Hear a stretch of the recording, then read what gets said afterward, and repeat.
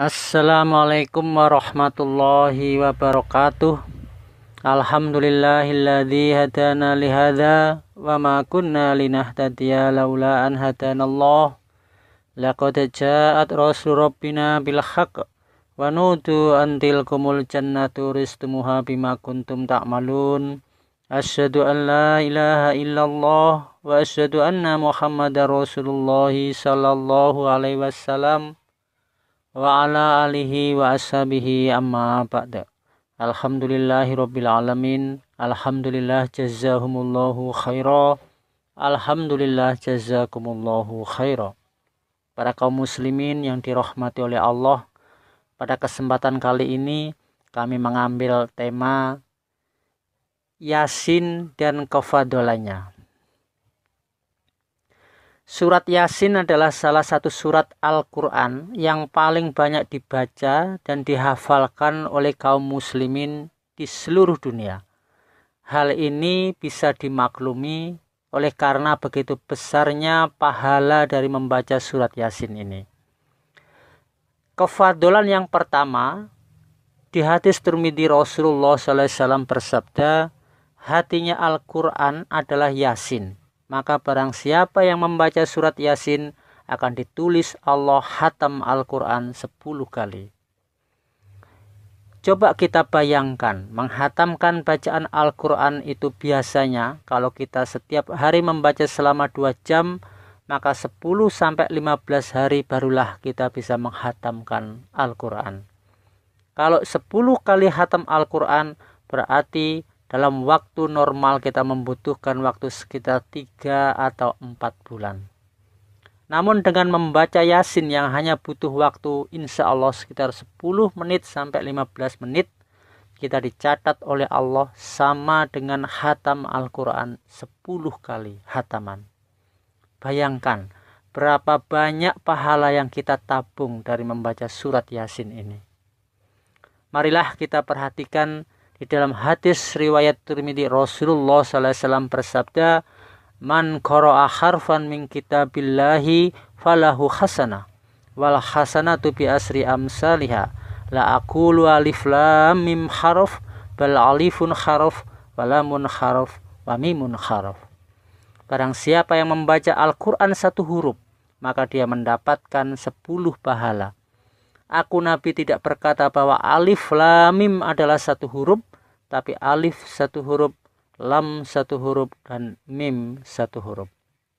Jadi bayangkan, jika kita khatam 10 kali Al-Quran yang memuat 100.000 huruf lebih, maka berapa juta pahala yang akan kita dapatkan dengan hanya membaca Yasin yang sekitar 10 menit sampai 15 menit saja. Betapa tingginya derajat kita di surga nanti. Masya Allah. Para kaum muslimin yang dirahmati oleh Allah, kefadolan yang kedua dari surat Yasin, di dalam hadis Tirmidzi Rasulullah SAW bersabda, barang siapa membaca Yasin di waktu malam, maka keesokan paginya dia sudah diampuni semua dosa-dosanya. Berarti andaikan kita mati saat itu, berarti kita mati tanpa dosa, sehingga langsung masuk ke dalam surga. Alangkah hebatnya surat Yasin ini. Para kaum muslimin yang dirahmati oleh Allah, kefadolan yang ketiga dari surat Yasin, di dalam sebuah hadis diriwayatkan bahwa Rasulullah menerangkan tentang manfaat orang-orang yang membiasakan membaca Yasin. Yang pertama, jika lapar maka dikenyangkan oleh Allah, diberi rezeki untuk mendapatkan makanan. Yang kedua, jika telanjang maka bisa membeli pakaian. Jika bujangan maka akan diberi istri. Jika merasa takut maka diberi Allah rasa aman. Jika susah, sedih, maka dihilangkan oleh Allah susahnya. Jika pergi maka tidak akan tersesat. Jika hilang hartanya, maka ketemu hartanya atau diganti oleh Allah yang lebih barokah. Jika dia sakit, maka disembuhkan oleh Allah.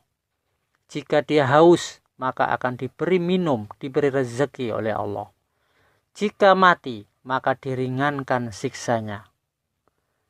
Sangat luar biasa, bukan? Maka para kaum muslimin yang dirahmati oleh Allah, mulai sekarang marilah kita baca rutin surat Yasin ini sehingga bermanfaat bagi kita di dunia maupun akhirat kelak nanti. Namun janganlah sampai salah sangka hanya mengikuti yang ada dalilnya saja. Hanya ikuti yang ada dalilnya saja. Janganlah sampai kita mengikuti amalan-amalan yang mengada-ada atau yang jelas-jelas tidak ada tuntunannya di dalam Al-Quran dan Al-Hadis. Lebih ngeri lagi, amalan justru yang bertentangan dengan sunnah Nabi. Misalnya, Nabi jelas-jelas melarang membaca Al-Quran di kuburan, tapi justru banyak orang membaca Yasin di atas makam seseorang.